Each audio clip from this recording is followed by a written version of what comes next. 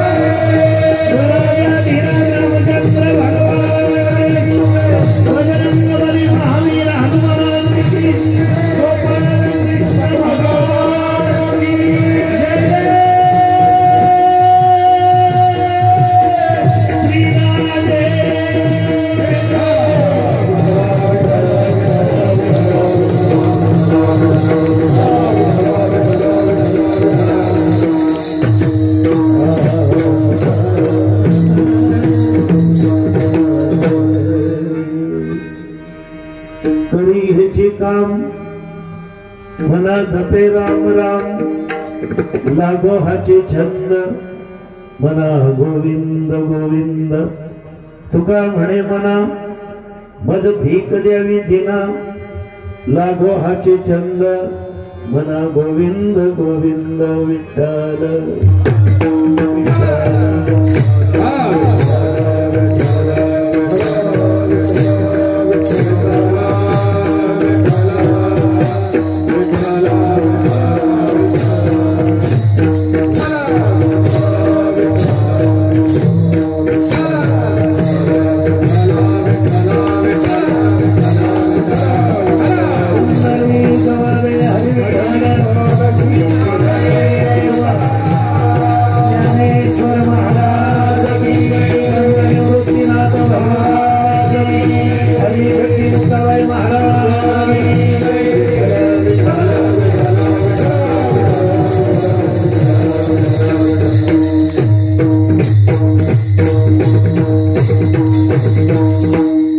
महायोग पीठे तटे भीमरथ्यां वरम पुंडरी कायदा तुमनेद्रय समागत्य तिष्ठन्तमानंद कंदम परब्रह्मलिंगम भजे पांडुरंगम विभुम वेणुनादम चरंतम दुरंतम स्वयं लीलया गोपवेशम ददानम गवाम वृंदकानंदनम चारुहासम परब्रह्मलिंगम भजे पांडुरंगम हे राजा राम राम राम सीता राम राम राम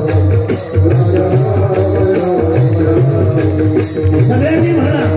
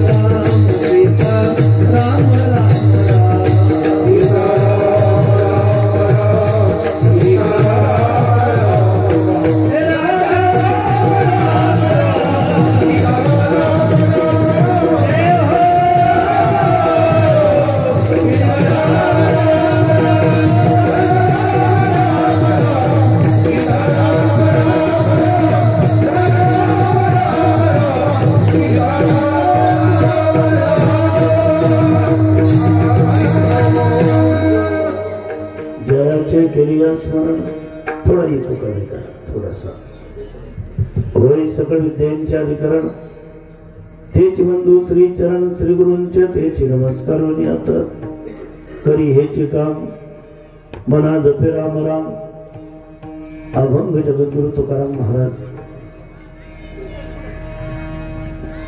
यांचा अत्यंत छोटा 3 चरणांचा अभंग सेवेकरता निवडलाय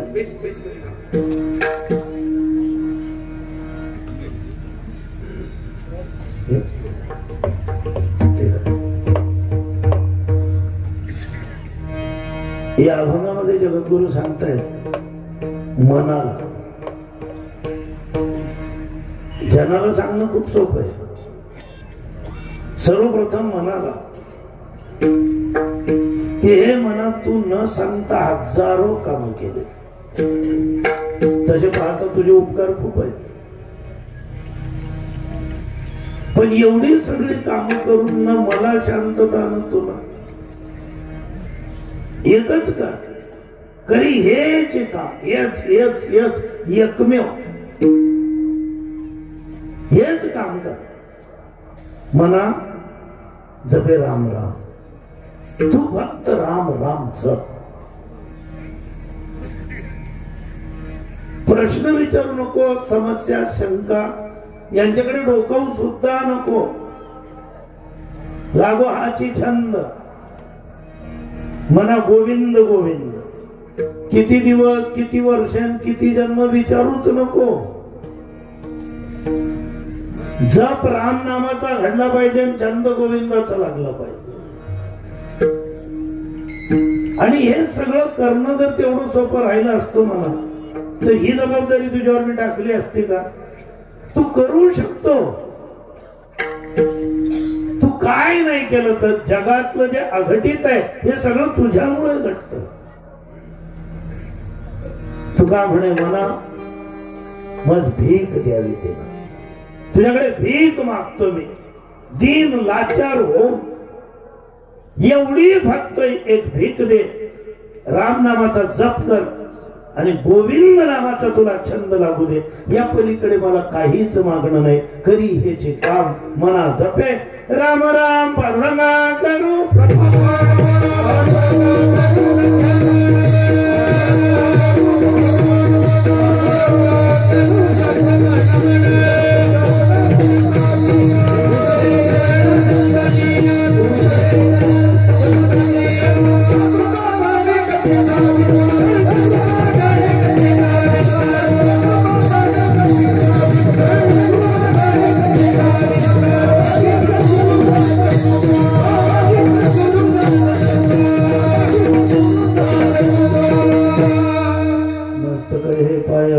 वारकरी संतांच्या सकल वारकरी साधू संत पत्रिका बघू द्या.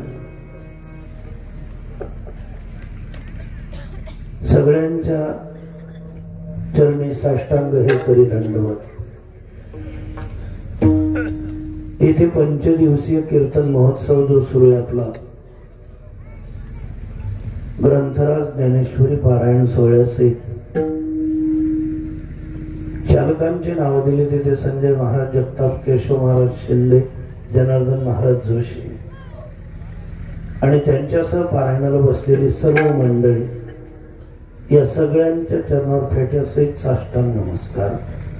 जय हरी दंडवत. परमपूजनीय आदरणीय गुरुनाम गुरु प्रातस्मरणीय गंगागिरीजी महाराज, नारायणगिरीजी महाराज, रामगिरीजी महाराज आता ज्यांच्या मार्गदर्शनाने हे सगळं चालत आलेलं आहे. हा जो महोत्सव उभा राहिलेला आहे संत चरणरज परमपूजनीय स्वामीजी रामानंद गिरीजी महाराज उपस्थित. आता तसं पाहता मला एक संतोष महाराज जर सोडले तर कुणाचंही नाव माहिती, पण मी सगळ्यांना ज्ञानोबा तुकोबा समजून साष्टांग दंडवत तुम्हा सगळ्यांना केलेला आहे. आमचे महाराजजी, बाबाजी साऊंड सेवा खरंच चांगले. थोडा आवाज देता का? हो नाही म्हणून बोललो असं नाही.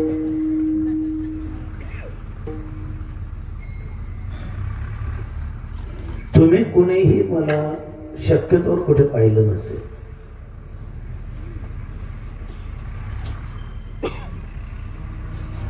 ज्यांचं नाव आजच्या यादीमध्ये आहे, काय नाव आहे बाबाजींचं? जगन्नाथ महाराज पाटील भिवंडीकर.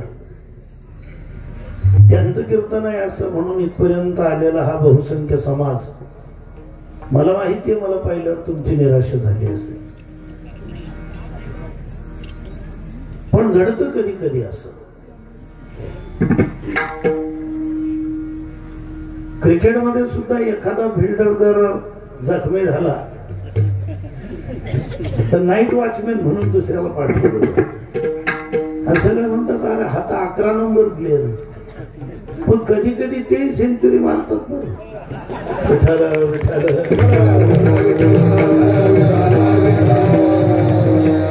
माझ्या पाहण्यातले बरेचसे नाईट वॉचमॅन रेग्युलर बॅट्समन म्हणून बढती मिळून खेळत आहेत.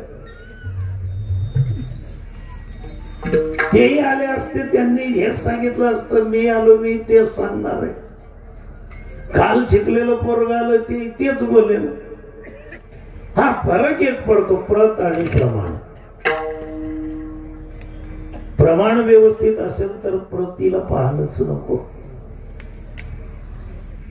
प्रत केव्हा बिघडते? प्रमाण काहीतरी, पण हे ओळखावं कोणी? ती प्रत ओळखणारे तर पाहिजे. कळो येते खरी एक तुझ्याहून. आता ऍप्पे नावाचा जो नाश्त्यामधला प्रकार आहे माझ्या जीवनात मी कधीच पाहिलेला नव्हता. आता आपल्या शेळ्या भाकरीचा काला चुरणे, रात्रीची उरलेली खिचडी खाणे, गरिबीमध्ये या पलीकडे काय घडत होतं, कधीतरी नाश्त्याला पोहे, म्हणजे घरात कोणी आजारी पडलं तर पोहे बनायचे आणि त्याच्या जॉईंट मध्ये मग आम्ही नाश्ते करून घ्यायचो. पण ज्यावेळेस मुलाचं लग्न झालं, सुनबाई आले, युट्यूब वगैरे पाहणं त्यांचं, आणि मला विचारलं, म्हणे पप्पा तुम्ही ऍपे खाल का? म्हटलं ऍपे तर रिक्षा असते. आता हे आमचे जुने आणि ते नव्हे, म्हणे ती रस्त्यावर हे खाण्यामध्ये ताटलीत पण एक ऍप येतात. म्हटलं बाई मला काही माहिती नाही, पण नाही तुम्ही पाहणं खरंच चांगले असलं. म्हटलं बोला. आले बाबा म्हटलं त्या पोरीने लग्नातच ते भांडे घेऊन आली होती, ऍपियनचं भांड. आता आमच्याकडे कसं ऍपियन माहित नाही, भांड कुठून येणार. बनवले त्या पोरी. मी आमच्या मंडळी आम्ही दोघं डायनिंग टेबलवर बसलेलो, त्या पोरीने ठेवलं दोघांना. मी जीवनात पहिल्यांदा पाहिलं. अरे हे खायचं कसं तेच माहित नाही. म्हटलं हे खायचे कसे आहे. ते पोरीला वाटायला लागलं की हे मुद्दाम करताय, आम्ही पाहिलंच नाही तर मुद्दाम काय. म्हणे हे असं फोडायचं, या चटणीमध्ये बुडवायचं आणि खायचं. तोडलं, चटणीमध्ये बुडवलं. बुडवायच्या अगोदर चोरून पाहून घेतलं, ही इथं, अरे बाप हे इथंच आहे का. घातलं तोंडात. पांडुरंगाला स्मरण सांगतो, मला अजिबात आवडलेलं नव्हतं, पण ही पोरगी समोर आहे म्हणून फाईन, सोपा, व्हेरी नाईस म्हणत नाही तोपर्यंत अजून 6 ठेवले.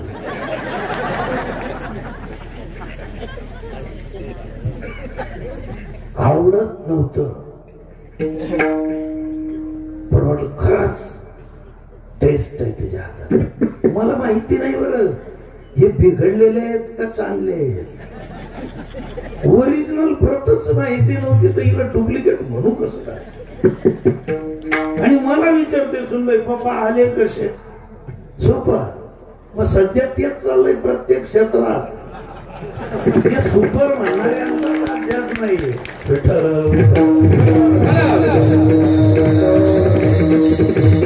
अशी म्हणायची डेअरिंगच कोणामध्ये बोलले नाही. कीर्तन थांबाव, काय बोलतोय तो. हे सूत्राला धरू नये का तत्वाला धरू नये. कुठल्या व्यासपीठावर आहे. हातवारे काय म्हणतायत, बॉडी लँग्वेज काय म्हणते, शब्द काय सांगतायत. परीक्षकाची पहिल्याने परीक्षा. काय ठरवणार परीक्षक. उच्चारावरून विद्वत्ता, आवाजावरून नम्रता, बोलण्यावरून शालीनता आणि चालण्यावरून कुलीनता लक्ष द्या. पण हे कळावं कुणाला, ज्याला जाण आहे. पारधीच्या खुणा जाण देण्याची जाणाऱ्या भलत्याला काय कळ. एका ठिकाणी गेले का नाही म्हणून या महाराज बरं झालं आले. मागच्या 15 मुलाचं लग्न झालं. धावपळीमुळे तुम्हाला पत्रिका देऊ शकलो नाही. मीच म्हणालो त्यांना धन्यवाद. कारण 100 पैकी मी 98 लग्नांना जात नाही. जिथे साधू संत सज्जन यांच्या मर्यादा सोडण्यात येतात तिथे जाऊ नये.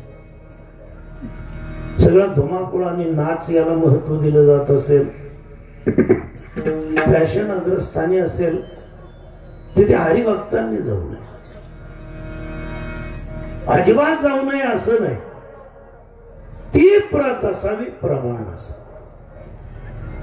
आशीर्वादासाठी आपण कुणाला बोलवतोय, त्यांच्या समोर धुमाकूळ काय चाललंय हे भान आणि जाण ज्यांना आहे त्यांच्याकडे जा.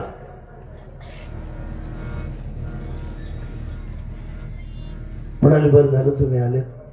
योगायोगाने तुमचं कीर्तन आपल्याकडे गावात मुलाचं लग्न झालंय. सुनबाईंना बोलवतो, नमस्काराला उठलो, बोललो. आता कल्पना काय केली, 15 दिवसापूर्वी लग्न झालंय.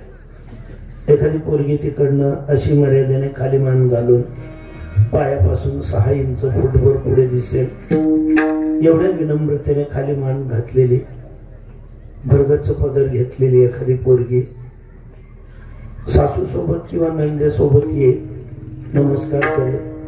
प्रथम दर्शनी आपण यांच्या कुलवधूचं दर्शन घेतोय. मी खिशात हात घातले, 100 रुपये काढून ठेवले. तिला जर चुकीने 500ची नोट यायला नको.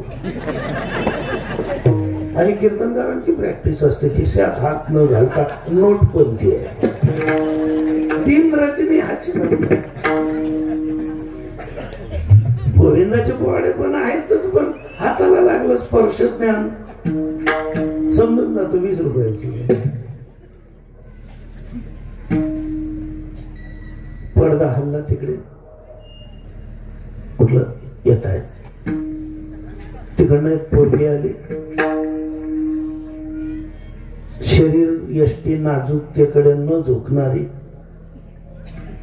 थोडं अंग राखून असे चालत एक पोरगी आली. नमस्कार कर बाबांना. झाले समाधान.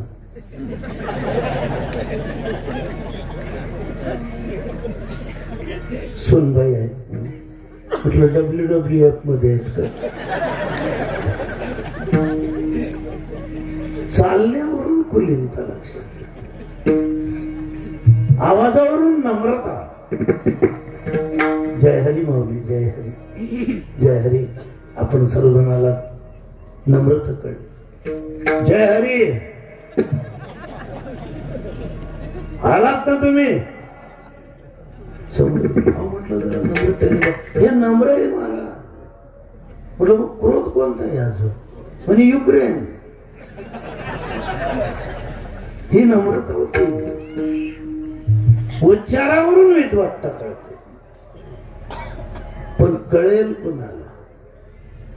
परीक्षकांची स्वतंत्र परीक्षा असते. जे अध्यापक बनतात ना, म्हणजे शिक्षक, त्यांना प्रशिक्षण देणारे अध्यापक त्यांची परीक्षा घेणारे असतात.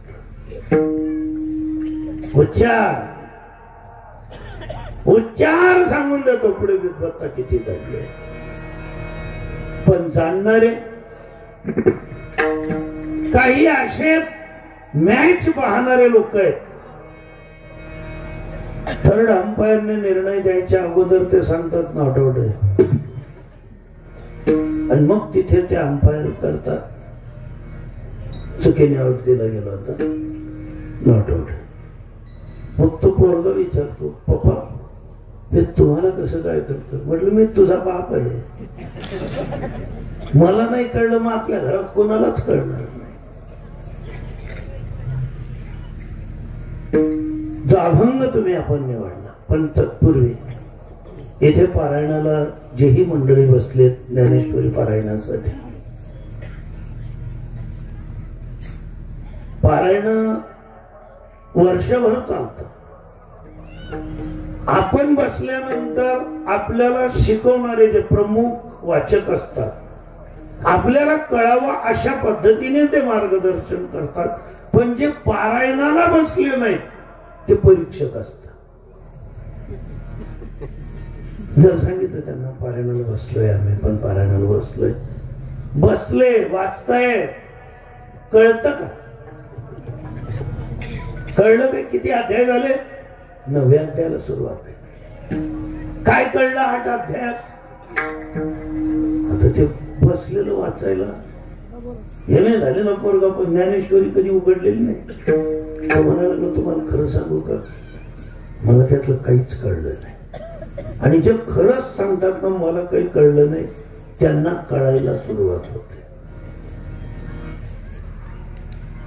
जे म्हणताय आम्हाला माहिती ज्ञानेश्वरी मध्ये काय काय, ज्ञानेश्वरीच्या 9000 ओव्यांचं अध्ययन करून एका वाक्यात उत्तरे द्या म्हणून एक प्रश्न आलेला.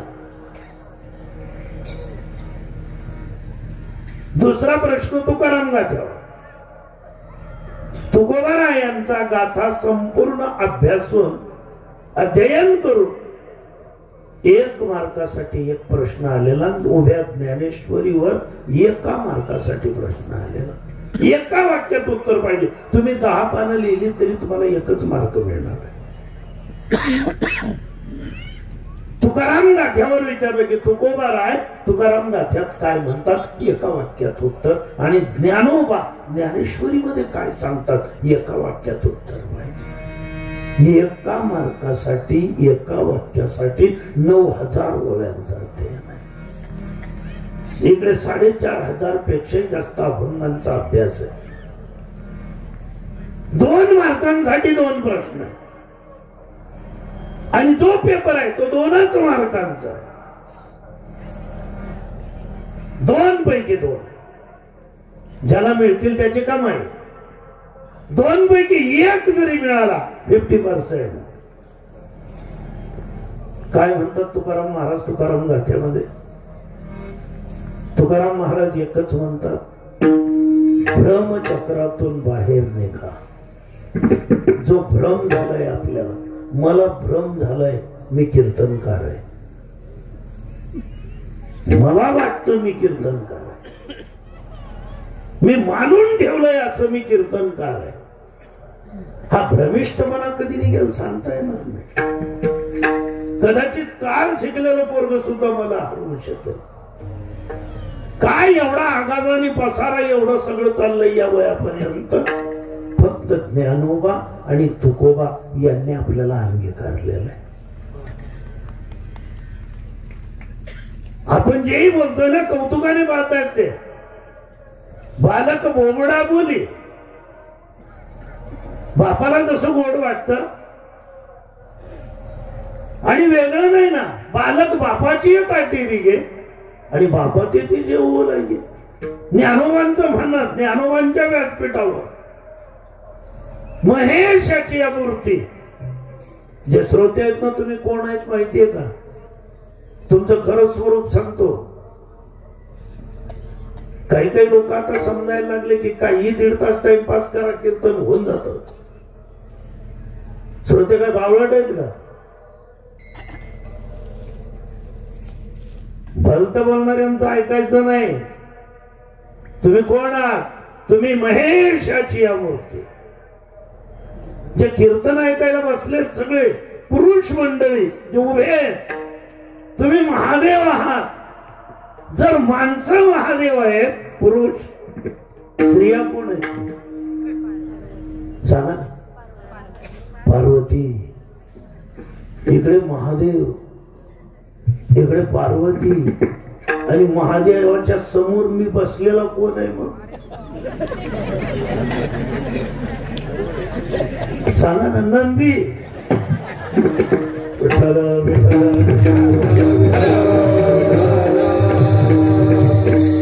या व्यासपीठावर डेअरिंग चाललेले आहेत आमचे. बाप जसं दुर्लक्ष करतो, आई जशी दुर्लक्ष करते, तसं आमच्याकडे ते दुर्लक्ष करतायत. अधिकार सोडू नये आम्ही बोलतो. आमच्या क्षमतेच्या मर्यादेच्या बाहेरचंही बोललं जातं कधी कधी.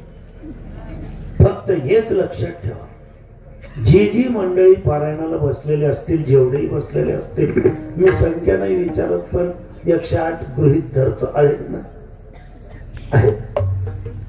ज्यांना खरंच तिथलं काही कळत नसेल, अगोदर त्यांना वंदन. तुम्ही कबूल तरी करताय की आम्हाला काही कळलं नाही. ज्यांना काही कळलं नाही त्या अधिकारवाणीने ज्ञानेश्वरीवर बोलतात. कळलेलं नाही, जानना पहचान बडे में सलाम. काय ज्ञानेश्वरी? ज्ञानेश्वरी नेमकं काय?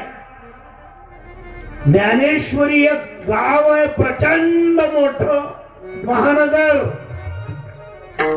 ज्याच्यामध्ये 700 चौक आहे, ज्याला सर्कल म्हणतो आपण, सिग्नल पॉइंट.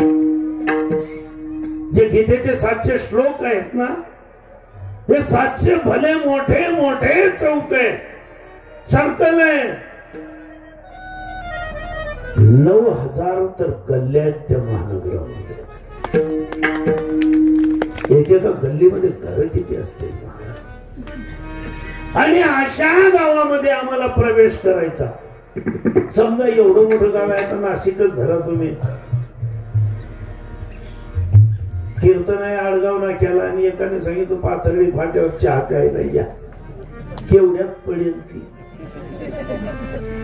ती चहा पेट्रोल खर्चून. उलट त्यांना सांगितलं मीच तुम्हाला 10 चहाचा दाम ऑनलाईन टाकून देतो. तुम्ही घरभर माझ्याकडनं प्या पण कीर्तनाला या. ते म्हणाले महाराज ते खूपच लांब आहे पाथर्डी फाट्यापासून आता आडगाव नाका तुम्हाला लांब आहे आणि मी इतक्या लांबून आलो तरी अजून लांब येऊ का. मग आपलं शहर जर एवढं लांब आहे. नगरीचं नाव आहे ज्ञानेश्वरी. कुणाबरोबर जाऊ कुणाला पत्ता विचारा. यायचंही म्हटलं तिथे काय माहितीये कुठल्या अध्यायात प्रवेश करायचा आहे. त्या कॉलन्यात मोठ्या मोठ्या 18 कोणत्या कॉलनीमध्ये जायचं.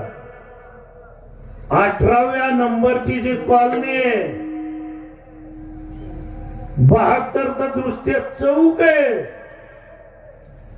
मग गल्ली कुठे जर एखाद्याला पत्ता विचारला का होते आमचे मामे भाऊ राहतात त्यांच्या अंगणात पिंपळाचं झाड आहे म्हणजे तुम्ही एकच लक्षात ठेवा जयाची द्वारी जयाची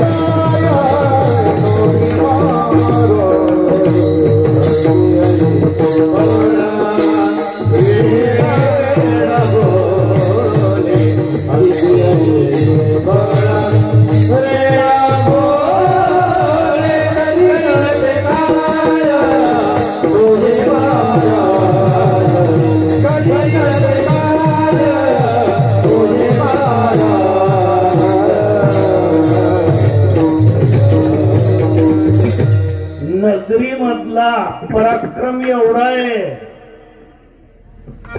ज्ञानेश्वरी या महानगरामध्ये जायचंय पण आमचा संबंध काय.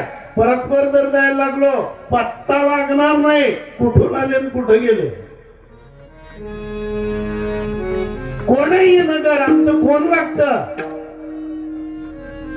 ते आमच्या मामाचं गाव आहे.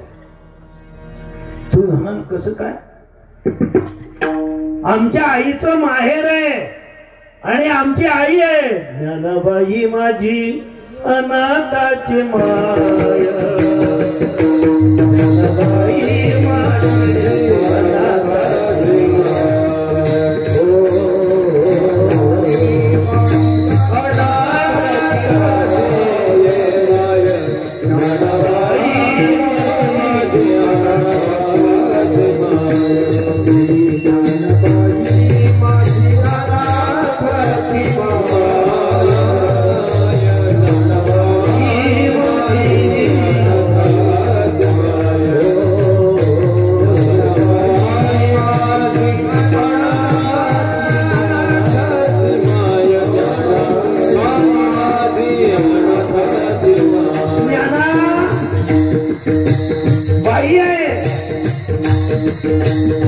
अध्यात्म अध्यात्म धार्मिक धार्मिक हे जे क्षेत्र म्हणतो ना आपण या क्षेत्रांमध्ये एवढे उपद्व्या आणि एवढे त्रास आहे. एवढे राजकारणामध्येही नाही एवढे रणांगणावरही नाही. इथे जाणते विचारताय अहो ज्ञानेश्वर हे पुरुषाचं नाव आहे. उभ्या महाराष्ट्रामध्ये कुठल्या बाईचं नाव ज्ञानेश्वर आहे.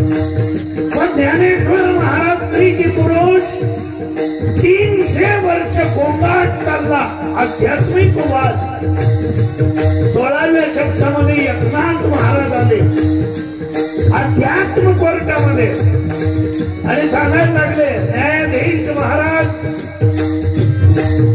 ज्ञानाबाई आहे, ज्ञाना, त्याला तुम्ही पुरुष म्हणता, पुरुष नाही, बाई आहे, आणि नुसती बाई नाही, सामान्य नाही, अंग गोरे आणि तरणे वरी लेहिले आहे लेणे, अतिशय सुंदर. शिवा म्हणतात ना, अशीच आमची आई अगदी रूपवती, एवढी रूपवती, एवढी सुंदर, साक्षात कस्तुरी तिलकम दलाट बदले वंशतुरे महाविष्णूचा अवतार आहे. एवढा राजा सुकुमार, पण पुरुष नाही. ज्ञानाबाई माझी अनाथाची माय, ज्ञानाबाई माझी अनाथाची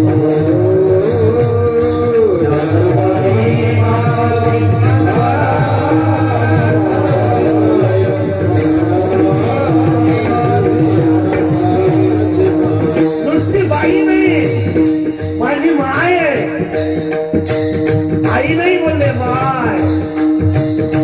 सगळ्या बायांनी ऐका,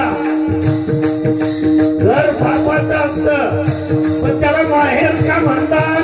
कारण तिथे माय आहे. आई मम्मी या सुधारित आवृत्ती आहे, त्या शब्दांच्या छटा आहेत, पण माय स्त्रिया म्हणू शकतात. माये काही नगे माये दया पंढरपुरा भेटेन माहेरा पुलिया, माहेर बाईला असत. म्हणून ज्ञानाबाई बाई तर आहे. एका जनार्दनी बाय वंदी करावे, एका जनार्दनी बाय वंदी करावे, एका जनार्दनी बाय वंदी करावे.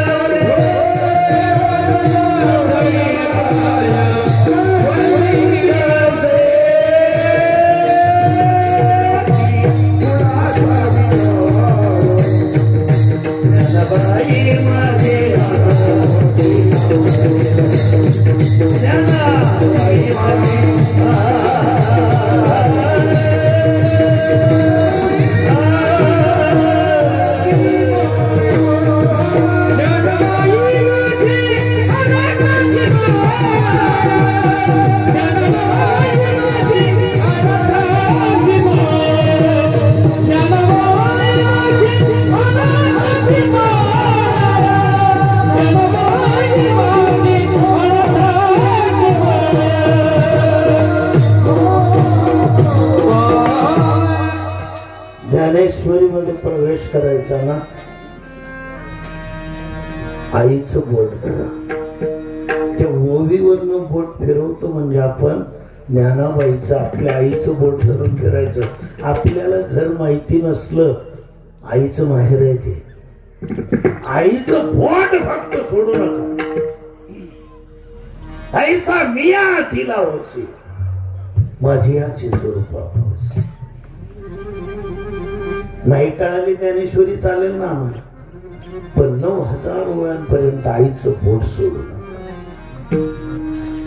संसारही तेच सांगतो, परमार्थही तेच सांगतो. स्वरूप खूप आलेलं आहे, सोमढोंग खूप चाललेलं आहे.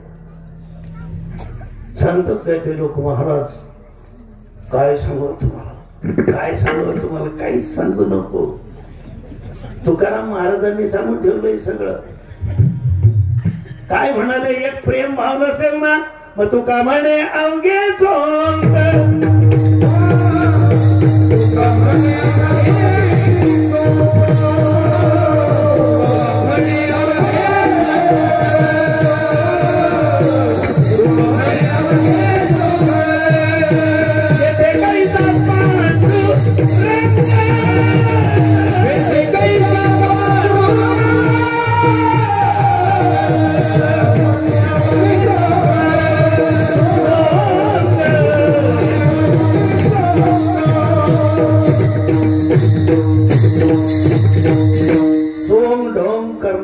ना त्यांचं सोंग मुबारक.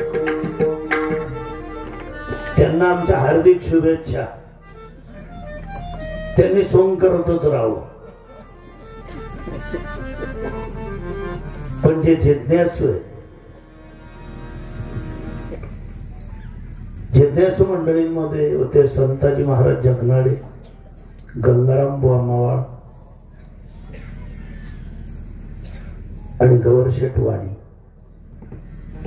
जगद्गुरु तुकाराम महाराज समवेत हे तिघही सिद्ध साधक आणि स्वतः जगद्गुरु रोज ध्यान साधनेमध्ये जायचे.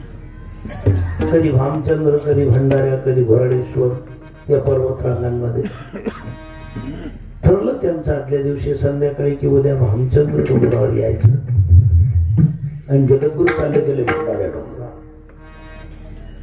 ते तिघ मंडळी आले की जगद्गुरु अजून नाही. काय झालं असावं? शंका येतात. कुठे? मनामध्ये. निघाले. कोणातरी सांगितलं का गुराख्याने की तुकोबा इकडे गेलेत भंडारी डोंगराकडे. आले बघ. तिथे जगद्गुरूंचे ध्यान समाधी लागलेले होते. पण वातावरण असं भारदस्तानी भारलेलं होतं. नाही बोललं तरी विठ्ठल ध्वनी ऐकू येत होता. कारण शोध घेणे याला स्वप्न म्हटलंय आपल्या मराठी भाषेमध्ये. आता जागतिक मराठी भाषा दिन आहे. स्वप्न झोपूनच पाहता येतं असं नाही, उघड्या डोळ्यांनी पाहता येतं. पण स्वप्नांची भाषा शब्दमय नाही, चित्रमय. शब्दाचा नाईलाज आहे हो जागृतीचा. आपलं म्हणणं इतरांना कळावं म्हणून नाईलाजाने शब्द आहे. आपण न बोलता सुद्धा कळू शकतो. आणि त्याच्यासाठी आता विज्ञानाचं एक पाऊल उचललं गेलं. आजपर्यंत IT IIT पर्यंत होत, पण आता AI नावाची एक सिस्टीम निघाली विज्ञानाची. दुसऱ्याच्या मनातलं काय ते हेरता येणार. तसं तर हिप्नॉटिझम नाही ते समजत. अजून थोडा अभ्यास करा. ज्यांना रामायणाचा अभ्यास असेल, रामचरितमानस डोळ्यासमोरून गेलं असेल. आपण बोलायच्या अगोदर समोरच्याच्या मनात ते येणं, आपल्याला जे बोलायचंय. याला आता AI म्हणजे कृत्रिम बुद्धिमत्ता म्हटली. पण ओरिजिनल बुद्धिमत्तेमध्ये रामजींना 14 वर्ष वनवास झालेला आहे. जानकीजी त्यांच्या सोबत निघालेले आहेत आणि दोघांच्या सेवेसाठी लक्ष्मणजींनी ठरवलं मलाही त्यांच्या सोबत 14 वर्ष जायचं. त्यांनी बोलून दाखवलं की रामजी मैं भी आपके साथ आऊंगा, हम नहीं रुक सकते यहाँ. तो बोले लखनलाल एक काम करो, जरा सुमित्रा मां से मिल कर आओ. अरे बोले क्या मिलने की आवश्यकता? हमने ये नहीं कहा कि पूछ के आओ, हमने सिर्फ इतना कहा मिल कर आओ. आईला फक्त भेटा, बोलू नका. तुम्हाला बोलायला तिने शिकवलंय. ज्या आईला समजावून सांगतात त्यांची बुद्धिमत्ता खरोखर सोनोग्राफी करण्यासारखी तपासणीवर आलेली आहे. तिने तुला शिकवलं. जे बोलण्यात नाही ते लिहिण्यात नाही, जे कुठल्याही शब्दकोशात नाही असं जल, पाणी, नीर, वॉटर, तुझ्यासाठी ती मम्मम म्हणते. चला चला बबल्या, मम्मम गेले बो. तुझ्यासाठी ती एवढं मोठं कौतुकाचं बोलणारी आणि तिला तू समजावून सांगणार आहे. लक्ष्मणजी नुसते सुमित्रा मातेजवळ आले, वंदन केलं. लक्ष्मणजी म्हणजे बुद्धिमान जरी असले तरी बोलायची घाई करायची. बोलायची घाईच नका करू. काही लोक आरोळ्या मारून बोलतात. कीर्तनांमध्ये सुद्धा आरोळ्या मारणारे खोटं खरं होणार आहे का? आणि जर खरं आरोळ्या मारून सांगायचं असतं सगळ्यांनी आरोळ्याच मारल्या असत्या. शब्दविहीन संवाद, दुजेविहीन अनुवाद. जिथे शब्दाच नाही लाज आहे तिथे गोंगाट, आरोळ्या आणि सायलेन्स काय येतं? बोले भैया 14 साल के वनवास के लिए राम जी और जानकी जी जा रहे हैं, तो हम उनकी सेवा में जा रहे हैं. बोले बेटा राम अवध छोड़कर जा रहे, ये राम जी का विधान होगा, पर तू ऐसा मत बोल.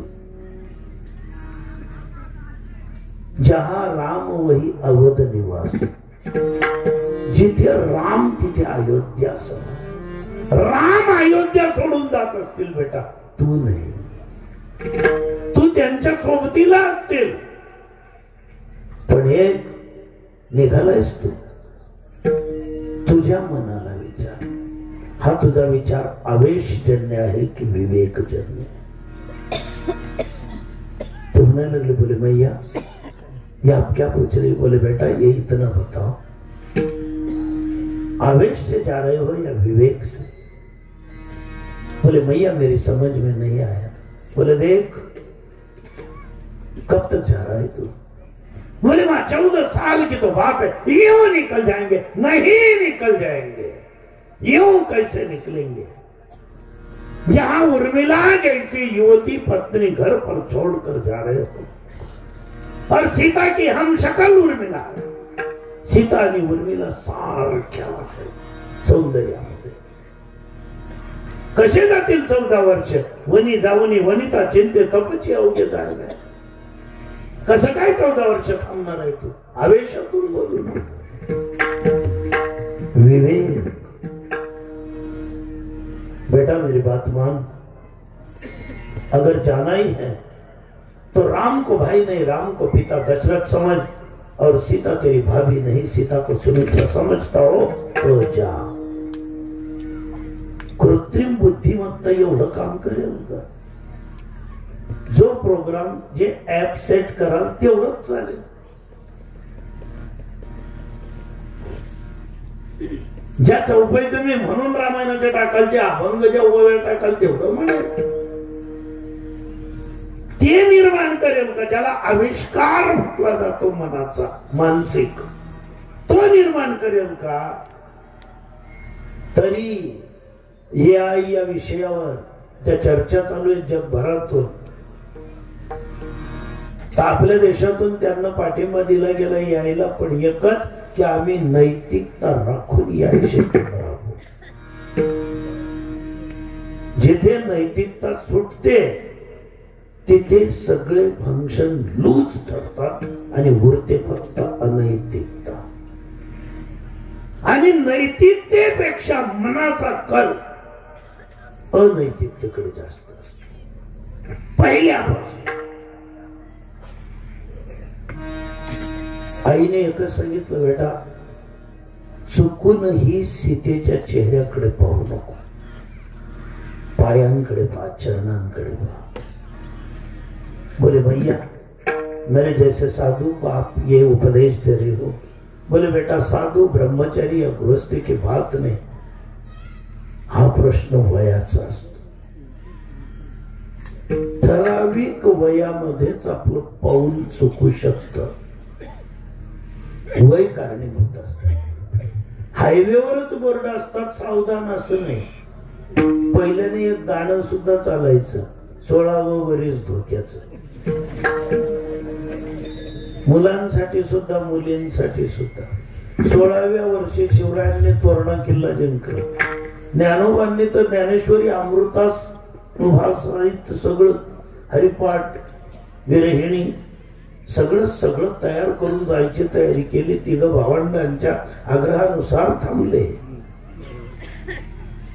16व्या वर्षी ज्यांना तोल सांभाळता आला ते जगाच्या उपयोगी पडले. ज्यांचा तोल गेला स्वतःच घराण्याचं नाव बदनाम करून ठेवलं. स्वतः तर गेलेच गेले, घराणा आणि गाव सुद्धा बदनाम करून गेले. जा बेटा उर्मिला से मिल ले, 2 बातें कर ले, 14 साल के लिए जा रहे हो. उर्मिलाजींकडे आल्याबरोबर उर्मिलाजींनी त्यांना पहिलाच प्रश्न विचारला, तुम्ही माझ्याकडे का आले? तुमचं कर्तव्य तिकडे आहे आणि तुम्ही ज्यार्थी इकडे आले म्हणजे का आले? गुह्यम आख्याती गुह्यम पृच्छती. पत्नी पतीला एकांतामध्ये कुठलाही प्रश्न विचारू शकते, पतीही कोणत्याही प्रकारे उत्तर देऊ शकतो. गुह्यम गुह्यम. रामजी जानकीजी मनात जात असताना तुम्ही इकडं का आले? लक्ष्मणजी विचार करतात, मी हिला बोललोही नाही, सांगितलंही नाही,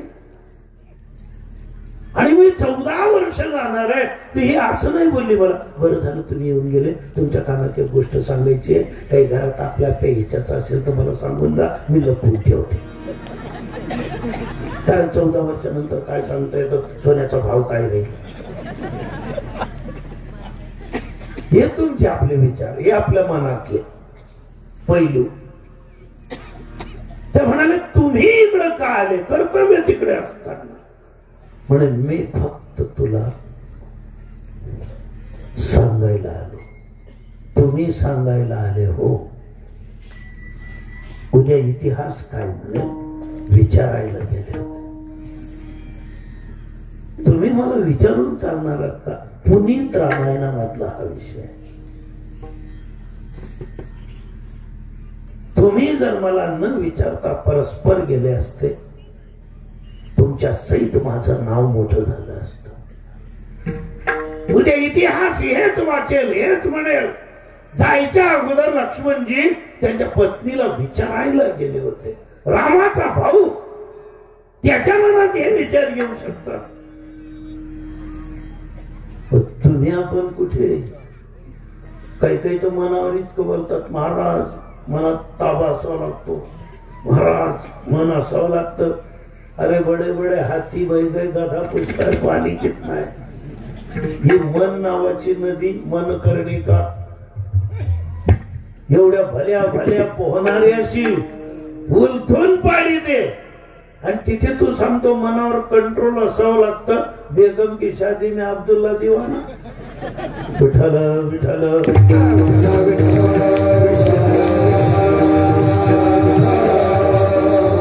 आपल्या ध्यानात बसलेले जगद्गुरु समाधीच्या बाहेर येताना जय विठ्ठल म्हणाले.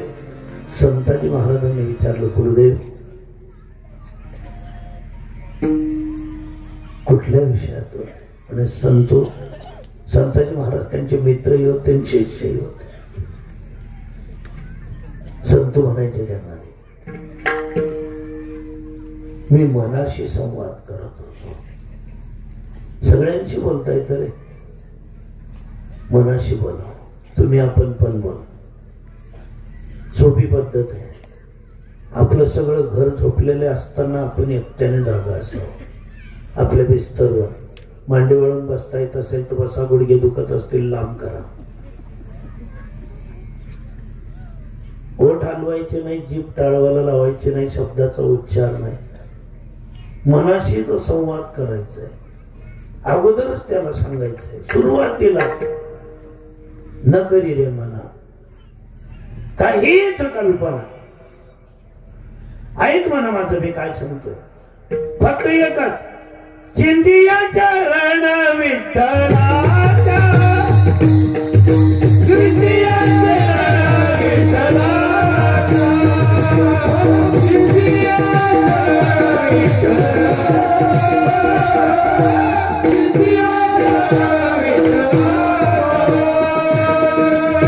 प्रभूजी जो दिव्य संवाद तुमच्या मनाशी झाला, जे तुम्ही मनाला सांगितलं ते कृपा करून आम्हाला सांगाल का? करी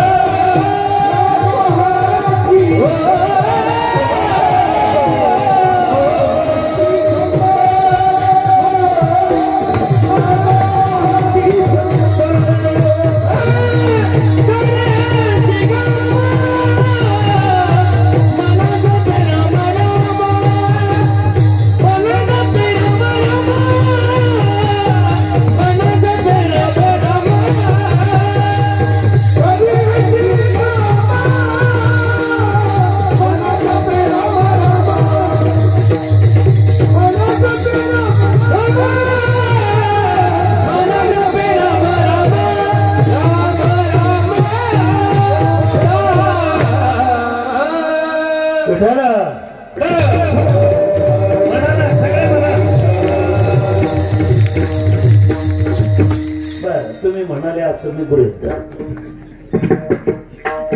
म्हणाल तुमचा फायदा नुकसान काहीच नाही.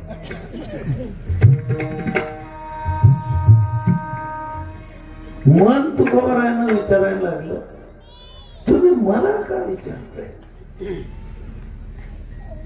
मला का विचारताय तुम्ही, करा ना तुम्ही प्रयत्न, मी आहे ना तुमच्या पाठीशी. नाही, मनाचा पाठिंबा बाहेरून नको, बाहेरच्या पाठिंब्यावर अजिबात जगू नका.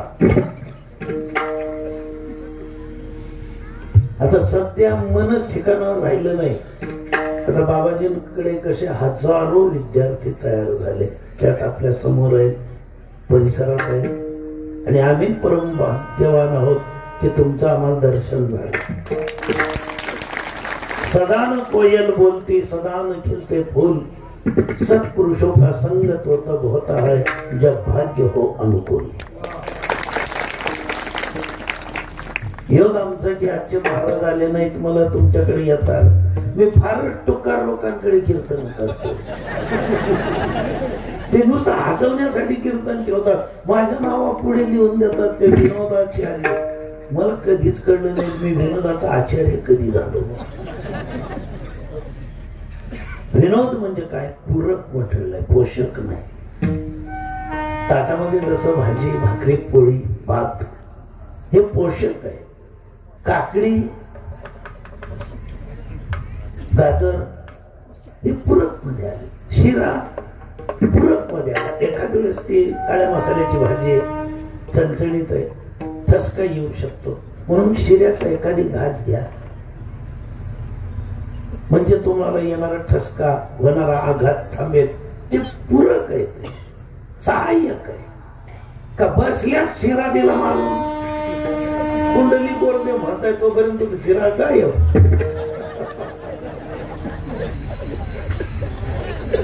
पंक्तीमध्ये माझे शेजारी म्हणजे ते बुंदी वाढले त्यांनी, मी त्यांना नाही सांगितलं वाढणाऱ्यांना, पण ते केटोरची माणसं ते कोणाकोणाकडच्या इशाऱ्याकडे लक्ष देतील. मोले घातल्या रडाया ठेवतच चालतात, कोणी हो म्हणा नाही म्हणा, त्यांना काय पडले खा नाही जाते ठेवलं त्यांनी ते बुंदी. म्हटलं अरे ठेवून दिली.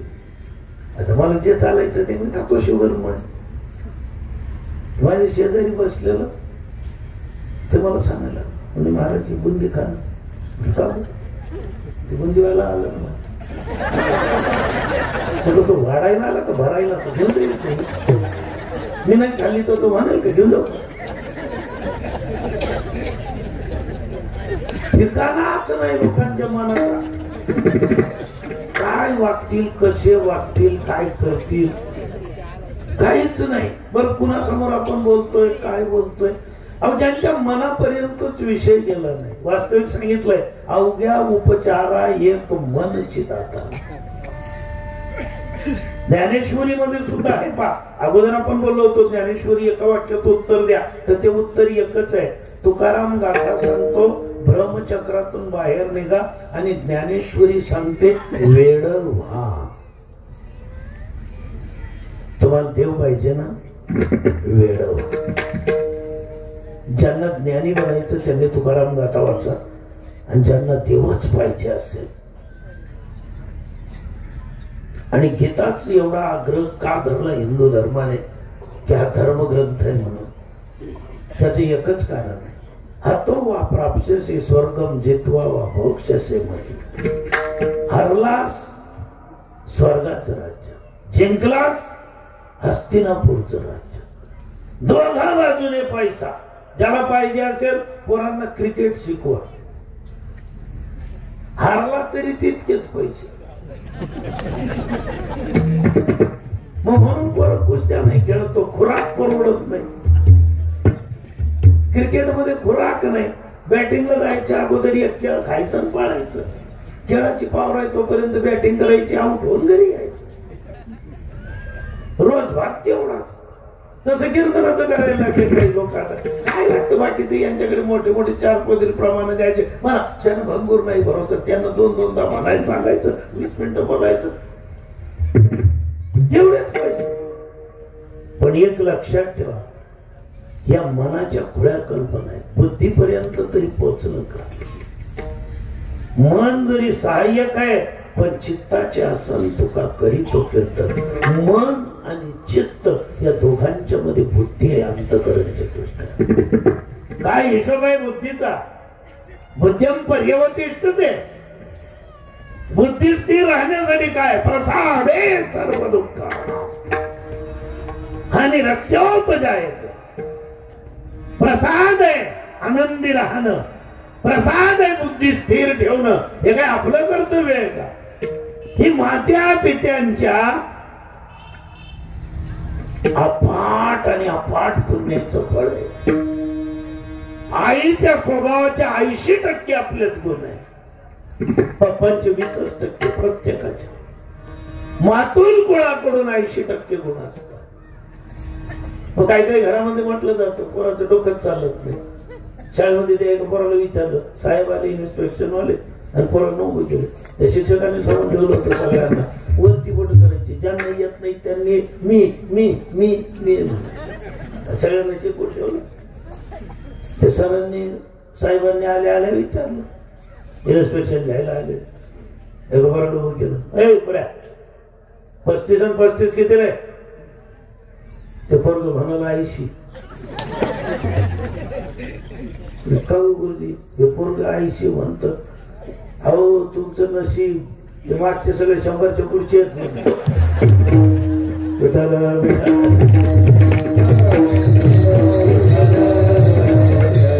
काय एवढं बारीक पाहता म्हणजे तुम्ही त्या आत्ताची 5वीत आहे.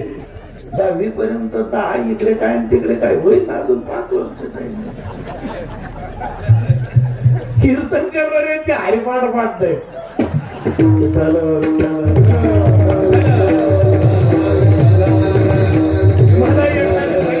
महाराज हे माऊली मी कीर्तन केलं ना, यांचा हरिपाठ पाठलाय. अरे म्हटलं माझा परवा पाठ झाला.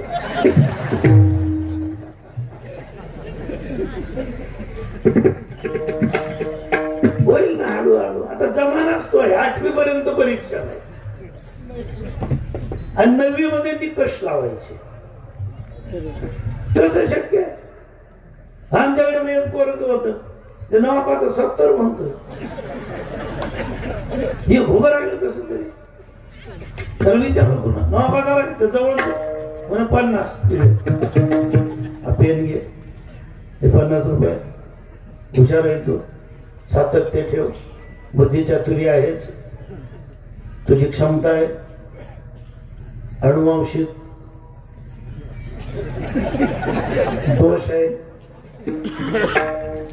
ये 50 रुपये लगे राहू मुन्ना भाई.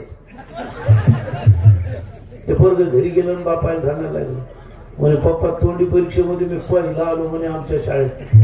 पहिला? आजपर्यंत 4 पिढ्यांपासून आपल्या भाऊबंदीत कोणी पहिला नाही. तोपर्यंत त्याची आई सांगायला लागली मातुळ कुळाकडचा गुण आहे, बामा बुद्धिवान आहेत त्याचे. अरे म्हणे मातुळ कुळाकडून होईना, मामा का बुद्धिमान होईना. काय विचारलं होतं तुला? म्हणे पा मला पेनही मिळाला, मला 50 रुपये मिळाले. अरे पण विचारलं काय? म्हणे नावापाचं किती? म्हणे किती? म्हणे 50. मी बोललोच होतो की मातुळ कुळ बोगस आहे, मामाचे गुण आहेत ना. नाही म्हणे याचे ट्युशन याच्या काकाकडे होते. बायांनीच खरंच या पलट्या मारल्या, तिकडचं तिकडून तिकडचं. आणि माणसांची माघार. खरं खोटं करायला गेलं संध्याकाळी डबा बाहेरून आणावं लागेल. आता घरामध्ये मी सुद्धा बाबाजी, तुम्ही बरे संसारातून बाहेर आहे, हलकड धंदे. मला तर घरी गेल्यानंतर फक्त माझ्या पत्नीच म्हणणं खरं वाटतं की सारा म्हणजे भारत बाजूला, मेरा भारत महान, पण सत्य तुलाच व्हायचे.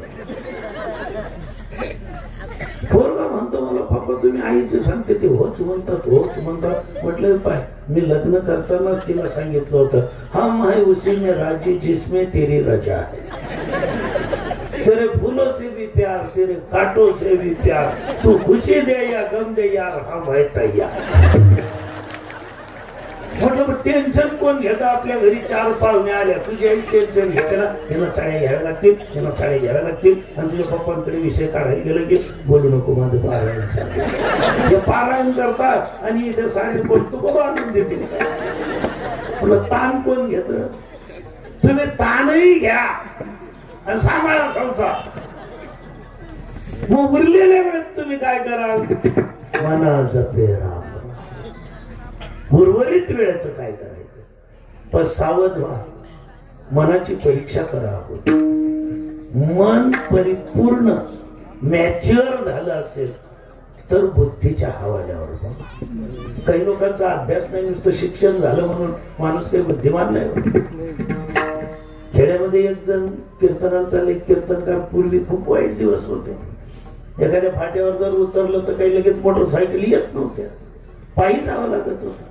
असे रामटेक बाबाजी कीर्तनाला चालले, 4 किलोमीटर पायी जायचं. रस्ता जमते, फोपाटा सगळा रस्त्यात. उन्हाळ्याचे दिवस पायी निघाले. समोरून एक बैलगाडी तिकडे गावाकडे वळताना दिसली. थोडे जोरात गेले आणि गाडीवाल्याजवळ जाऊन पोहोचले. शहरी महाराष्ट्र आमचे, शहरामध्ये राहणार, मुंबई पुण्यासारखे. आता इकडे मुंबई पुण्याला लिफ्ट मागताना शब्द नाही वापरत, खून करतात. मला लिफ्ट मिळेल का? बैलगाडीवाल्याला सांगताय. तो म्हणतो इथे नाही, गावात मिळते. गावात मिळेल बा, बसल्या बसल्याच मिळेल. चालेल, तुमच्या बरोबर माझी हाऊस होईल. ते म्हणा अरे ते नाही म्हणत. तुला इशारा कळतो का? म्हणे एवढे इशारे कळले असते मी इंजिनियर राहिलो. मी शेतकरी आहे. म्हणे मला गाडीत बसायचं. मग हे विचारावं लागत नाही, पळत यायचं, उडी मारायची, बसायचं. कुठले आपण? पण मी मुंबईहून आलो, माझं कीर्तन आहे तुमच्या गावामध्ये. तुम्ही कीर्तन ऐकता का? म्हणे नाही. महाराजांचे कीर्तन ऐकायला याल का? म्हणे नाही. म्हणे का नाही? मला सकाळी लवकर उठावं लागतं, शेतीमध्ये राहावं लागतं. मी तुमच्या 11 वाजेपर्यंत जागत बसू आणि इकडे कोण? तुम्ही तुमचं कीर्तन करा, मी माझं काम करतो. इथे डोकं पडलं तरी काही कामाचं नाही. म्हणजे गाव किती लांब आहे? म्हणजे 4 किलोमीटर. म्हणून मग बसल्या बसल्या आपण एक काम करू ना, प्रश्नोत्तर काहीतरी खेळू. म्हणजे साहेब मला जर प्रश्नाचे उत्तर आले असते, मी प्रशासकीय अधिकारी राहिलो असतो. मी बैलगाडी आणतो. म्हणून मग आपण एक काम करू. मी तर विद्वान आहे, मी कीर्तनकार आहे, तू सामान्य माणूस आहे. तू मला कुठलाही प्रश्न विचार. मी जर हारलो, मी तुला 100 रुपये दे. आणि तू जर हारला तर मला 50 रुपये द्यायचे. सांग, पहिल्याने प्रश्न कोणी विचारायचा? म्हणजे आता तुम्ही तर विद्वान आहे, मला तर येणार. तुम्हाला प्रश्न विचार. यांना वाटलं विचारून काय विचारणार? विचार. म्हणे कीर्तनकार बाबा, मागच्या आठवड्यात आमच्या गावात एक जनावर आलं. त्याला 22 शिंग होते, 15 शेपटा होते आणि 34 खांदे होते. सगळ्या गावाने शोध लावला आणि ग्रंथ उस्करले आले, पण त्या जनावरांचं नाव काही सापडत नाही. आता तुम्ही योगायोगाने आले, त्या जनावरांचं नाव काय असतं? 34 खांदे, 22 शिंग, हे असं कुठलं जनावर? म्हणजे मी एवढा अभ्यास केला, कौरव पांडवांचं सैन्य शोधून काढलं, पण हे 22 शिंगांचं जनावर काही सापडलं नाही. 34 खांद्यांचं. मी प्रामाणिकपणे हारलो. म्हणे खिशात हात घातला, 10-10च्या 10 नोटा काढल्या, त्या शेतकऱ्याला दिल्या. हारलो मी. तुम्ही सांगा म्हणे त्या शेतकऱ्याचं, आपल्या त्या जनावराचं नाव विचारा. म्हणे तुम्ही मला प्रश्न. आता दुसरा काय विचारू? त्या जनावराचं नाव काय? म्हणजे मला नाही माहिती. हे घ्या तुमचे 50 रुपये. ज्याला बुद्धिहीन समजत होता, बुद्धीच्या भरोश्यावर उड्या मारू नका. हे बुद्धीच्या भरोशावाले डायरेक्ट कॉप्या करून पास झाले त्या ऍग्रिकल्चर डिपार्टमेंट आणि कृषी परीक्षणासाठी आलं. आणि आलं शेतकरी माणसं आपले प्रेमळ असतात. आल्या नमस्कार केलं, नमस्कार नमस्कार, चहा पाणी झालं. म्हणे तुमच्या जमिनीची प्रत मला हलकी दिसते. म्हणे असू शकते, तुम्ही अभ्यासू लोक तज्ञ आहेत, तुमच्याकडे डिग्री पदवी सगळे. काय झालं म्हणे तुम्ही हे जे एकरभर लावलेलं आहे ना, मी सगळं तुमचं शेत तुमच्या सोबत फिरलो, जमिनीची प्रत पाहिली. एक एक झाडाला 4-4 सुद्धा मिरच्या येणार. 4-4. सांगा तुम्हाला एक शेत परवडेल का? ते म्हणाले तुमचं म्हणणं बरोबर आहे साहेब, पण तुम्ही 4-4 म्हणताय, पण मी गॅरंटीने सांगतो याला एक एक सुद्धा मिरची येणार नाही, कारण मी बटाटे लावले.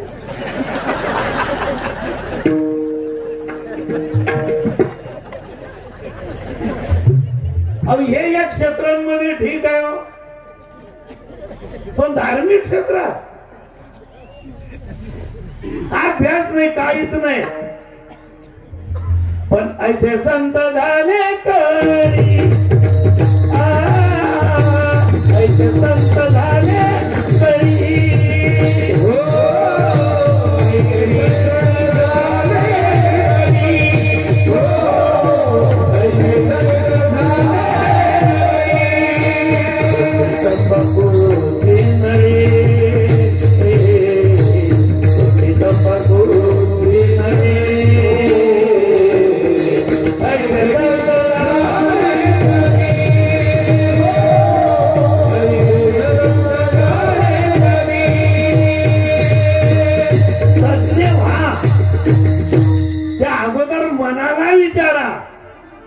मनालाच मार्गदर्शन. हे मना, तुला एकच काम सांगतोय मी, मना जपे राम राम, याशिवाय अन्य कल्पना करू नको. नको नको म्हणा, बोलतो माया. एवढ्या महान ग्रंथामध्ये गीतेमध्ये अर्ध्यावर तपासणी केली, अर्ध्यावर.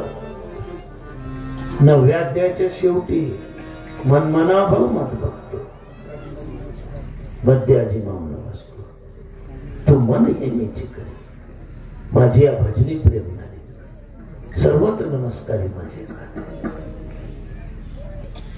गृहस्थाश्रमाचं सूत्र काय वेगळं आहे का? काय सांगितलंय? विवाहोत्तर जबाबदाऱ्या नवरींना, नवरदेवांना. काय अर्थ समजलो? मनाला विचारलं का? नवरदेव शब्दाची संधी फोड काय? मराठी भाषा दिन. नवर तू देव आहे, देवाने सांगितलंय ममई वांश, जीव लोक. अरे तू माझा अंश आहे, देव आहे, तू देवाचा अंश. न वर, वरू नको.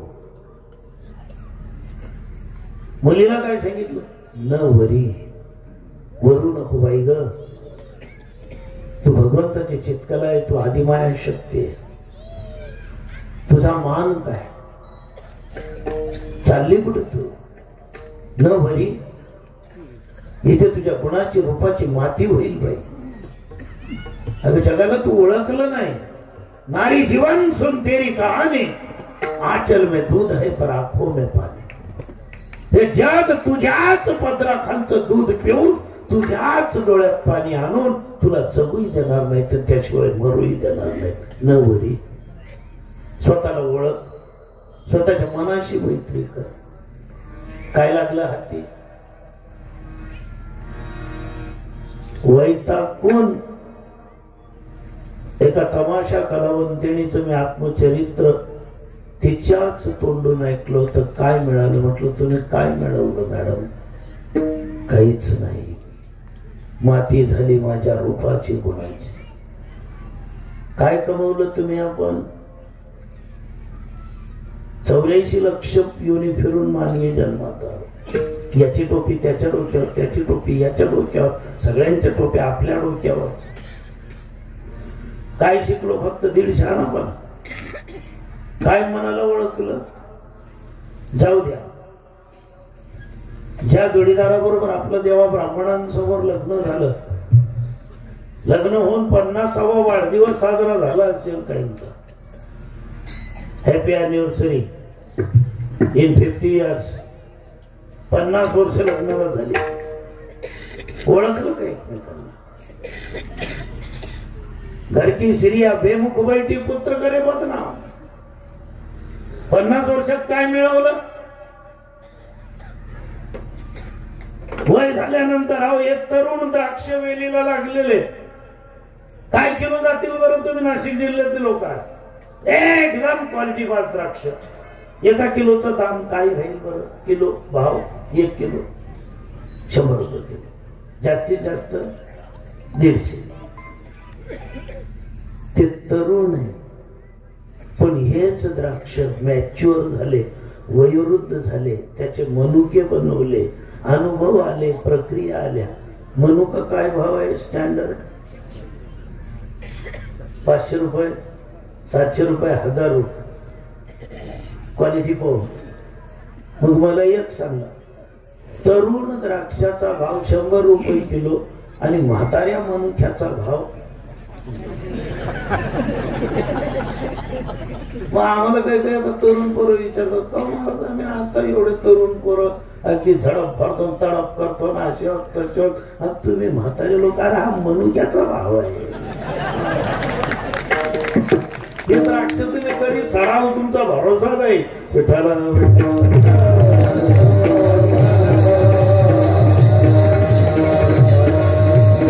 मनुका जेवढा जुना तेवढा टेस्टी. आणि कबीर महाराजांनी सांगितलं हाच मनुका जर चौचाला पडला तर काय झालं? देखनाच्या संगे हिरा तो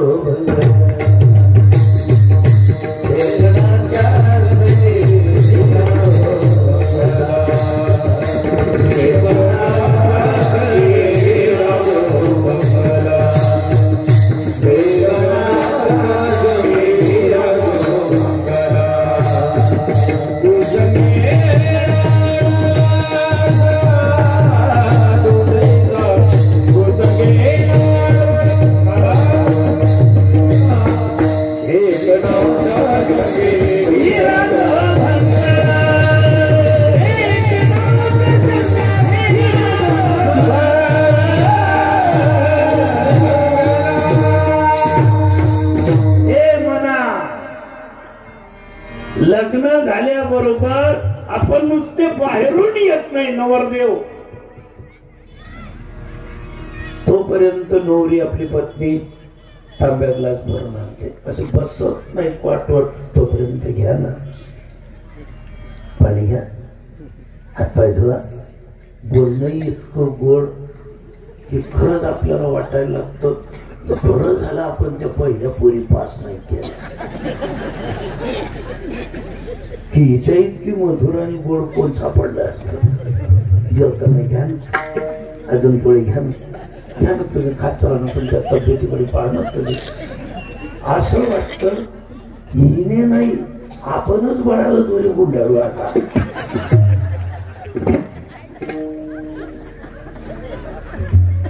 एक आपत्ती होईपर्यंत दुसरं आपत्ती, 3 अपत्य झाले मग बाया म्हणतात. एखाद्या दिराने जर म्हटलं वहिनी आमच्या भावाला अजूनही हुंडा मिळेल, अजूनही हुंडा मिळेल, आणि हे बाप आता मी बरी जाईल, मी मालकी नाही. मला ऐकायला आलं होतं माझ्या पत्नीकडून एकदा, मी मालकी नाही. या गाडीच्या पहिल्या गाडीवर मी नाव टाकून दिलं होतं बाबाची मालकी. तिकडे जायचं तिकडे मालकी, म्हटलं मालकीने ती गाडी आहे, सेवके करावे सांगितले काम, मी कीर्तन करतो पैसे तिच्याकडे, पेट्रोल पुरते देते, तुम्ही काय खाणार, तुम्हाला शुगर आहे. संसार मनाने जर आपण करायचा ठरवला, कधी म्हणताय सुरुवातीला हळू बोला तरी पत्नीला ऐकू येतं, पण 50च्या पुढे तुम्ही 3दा बोला, पत्नी एकदा उत्तर देते. चेहऱ्यावर तो आनंद नाही, चेहऱ्यावर ते तेज नाही. जवळ जाऊन जरी आपण म्हटलं का ग अगं मी अंगणातून आरोळी देतोय.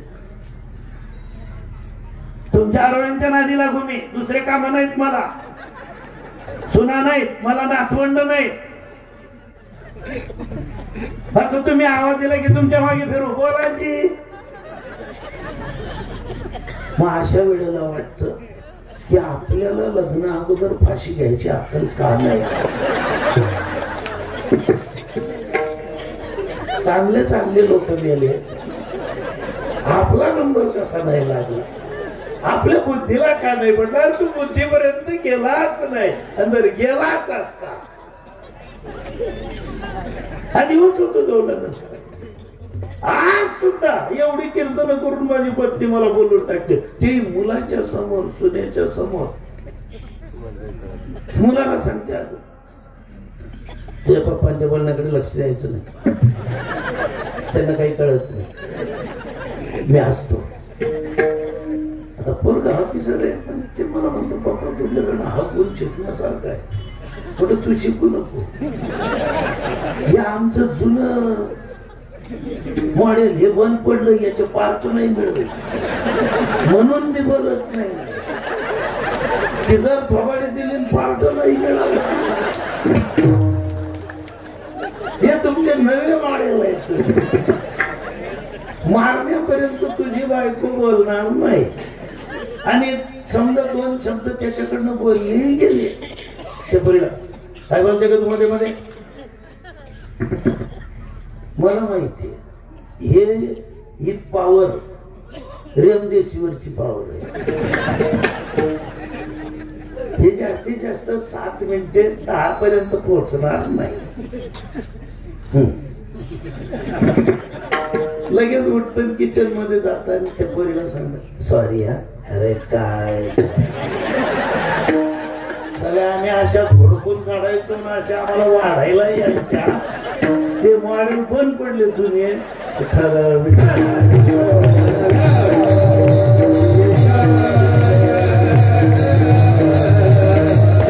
हे मन न बुद्धी जमान आहे. पण पोराने एकदा विचारलं तुम्हाला पप्पा मला एक खरंच सांगा, तुम्हाला अनेकदा आई असं बोलले, मला सांगते तुमच्या समोर ते सुद्धा तुझ्या बापाला कळत नाही, तुझ्या बापाला समजत नाही. आणि म्हटलं सोपं गणित आहे ना, मला जर समजलं असतं मी हिच्याशी लग्न केलं असतं. हे नात्यात नातं होतं, त्यांचे पैसे आमच्याकडे होते म्हणून तो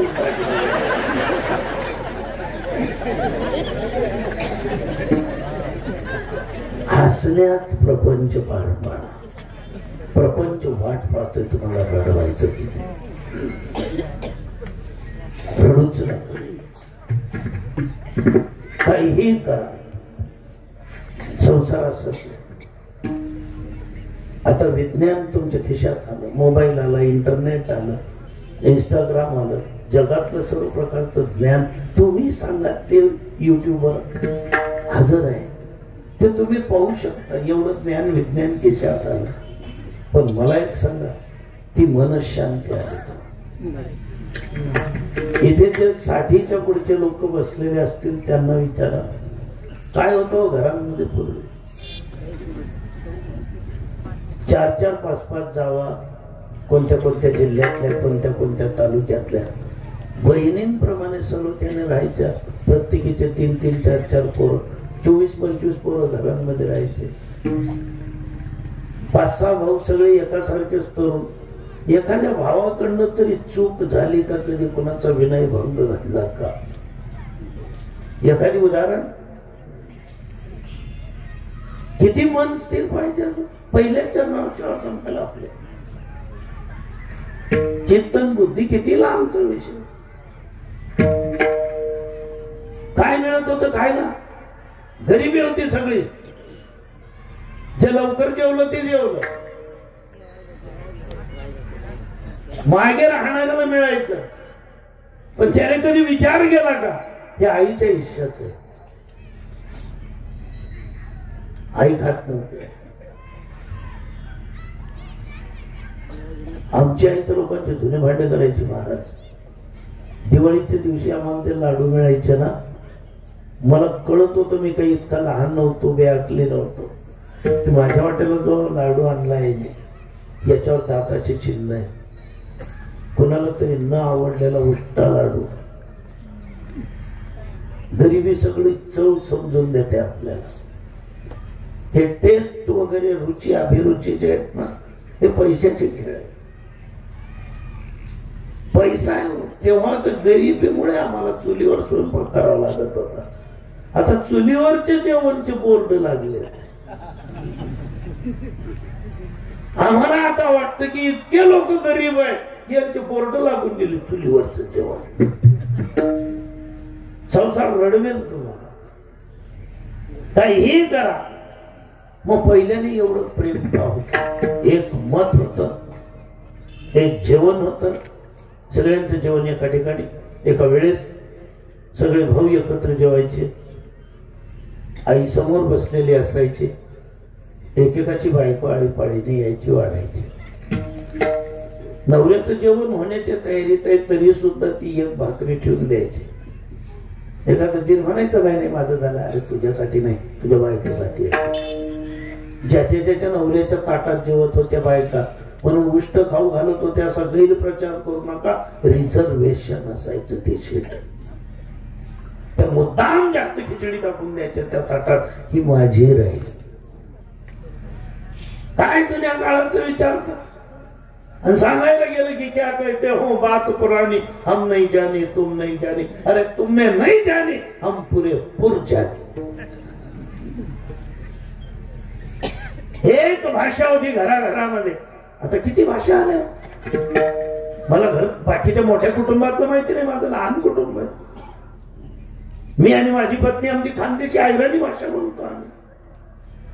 ती निरक्षर आहे. पहिलीच मार्क लिस्ट आपलं लिव्हिंग आहे तिचं, आणि त्याच्यावर लिहिलेलं आहे सतत गैरहजर सबक कमी. पहिली मध्ये सतत गैरहजर होती. तिची माझी आयराणी भाषा. मुलाची सुनीची मराठी भाषा. नाथ आणि नातू इंग्लिश मिडियमचे त्यांची इंग्लिश भाषा. त्या आजीला इंग्लिश शिकवतात. आजी कन्फ्युज नाही व्हायचं, कन्फ्युज नाही व्हायचं. आजी म्हणते हे कोणा काय म्हणताय. अजून माझेच कन्फ्युज ना अर्थ माहिती नाही, मलाच कळत नाही कन्फ्युज म्हणजे काय. सगळे 3 भाषा. मागे एकाने काय केलं, 1 महिना झाला असावा कदाचित, एका भाविकाने आम्हाला असे एवढे मोठे लांब लांब महाराज 5-7 मुळे दिले. म्हणजे महाराज घेऊन झाले. आता कीर्तनकार नाही म्हणेल का. पहिल्याने तुम्ही विचारले केवढ्याला नाही म्हणे. आता तुमच्या सारख्यांकडनं काय पैसे घ्यावे. हे म्हणे ते एवढ्या प्रेमाने सांगायचे तुम्ही का घेत नव्हते. म्हटलं ते आज पैसे घेणार नाहीत, पण उद्या मला कीर्तनाचे पैसे देणार नाही. 6 मुळ्यांवर कीर्तन होईल. एक गाव आम्ही विठोबाचे नाव. म्हणून मी घाबरत होतो. म्हणाल काय महाराज. म्हटलं घ्या चला. आलो घरी. आले आमच्या मॅडम सुनेला सांगतात पाहिलं तुझ्या सासऱ्याला काही अंदाज आहे का. इतके पुढे आणतात का. 2 आणायचे आपले जातील. अगं म्हटलं फुकट आहे. फुकट आहेत का मग अजून आणायचे. आणि दुसऱ्या दिवशी एकादशी. साबुदाण्यामध्ये कोण मुळे टाकायचं. वरळीचा भात भगर. मुळ्यांचा काय संबंध. द्वादशीच्या दिवशी सुनबाईने गुलाबजाम वगैरे बेद करून ठेवलं. तळलेल्या पुड्या बिड्या खमंग ढोकळा मुळ्यांचा कुठे नंबर. त्रयोदशीच्या दिवशी शेजारच्या पोरीचा साखरपुडा. चुलीस आमंत्रण सगळे तिकडे. चतुर्दशीच्या दिवशी सकाळी सकाळी समोरच्या काठवर नात नातू इंग्लिश मीडियम अभ्यास करतोय. मी वाचन करतोय. पत्नी आली 6 मुळे घेऊन. सगळी हिरवी भाजी पिवळी झाली. मी तिला विचारलं म्हटलं ही हळद कोणाच्या हाताची होती यांची. मला सांगितलं नाही. हळदीला बोलवलं नाही. तुम्हाला मी मेहंदीला बोलू, हळदीला नाही. हे 6 मुळे घेऊन आले. तुम्ही एवढे मोठे मोठे. ते मुळे असे राऊंड करून टाकले. आता लूज झाले ते एकदम बाकी. ते रामदेव बाबांसारखे असे वाजून टाकले. म्हटलं योगा चांगला आहे मुळ्यांचा. योगा नाही. विचार करत चला उद्या एकादशी आहे. एवढे मुळे कशाला केले दिले असतील विचार. पण घ्यायचे नाही ना आपण. म्हटलं इथून पुढे मी लक्षपूर्वक एकादशी पाळत जाईल. म्हणे आता यांचं काय करायचं म्हटलं, त्यानं फेकून आपण कोणते विकत आणले. मी जर फेकून दिले शेजारच्या बाया काय म्हणतील, ही मातली. म्हटलं माझं नाव सांग, तो मातला. म्हणे हो जाऊ द्या. एक युक्ती माझ्या डोक्यात कल्पना आली, म्हणजे याच्यापेक्षा फेकायचंही नाही, असे कापूनही खायचे नाही, त्याच्यापेक्षा आता किसणी आणते आणि मुळ्यांचा किस करू ते किस करू इंग्लिश मीडियम वाल्यांनी ऐकलं. त्या अभ्यास करत आणि ते एकदम काय लागले, मम्मी इकडे ये. सुनबाई आली म्हणे, काय म्हणे बरी मुळ्याचं बोलली ना तुझी आजी. 3 भाषा एकत्र येऊन कामेडीने केला मराठा भाषा एकाचे उत्तर मनाला मार्गदर्शन करायचंय, बुद्धीमध्येच डोकावते. चित्ताला अजून काही समजलं नाही. ज्या दिवशी चित्ताला समजेल त्या दिवशी म्हणतील माझे चित्त तुझे पायी राहो ऐसे तरी काही धरून या बाही भाऊ हा तारी दातारा विठोबा.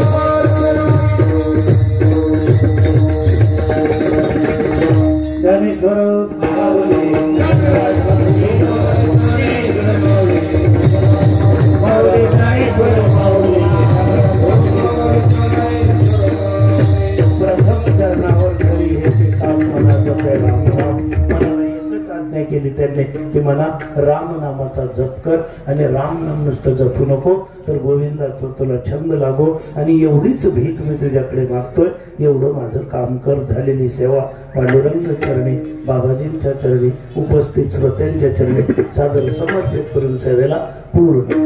जय विठ्ठल देवी.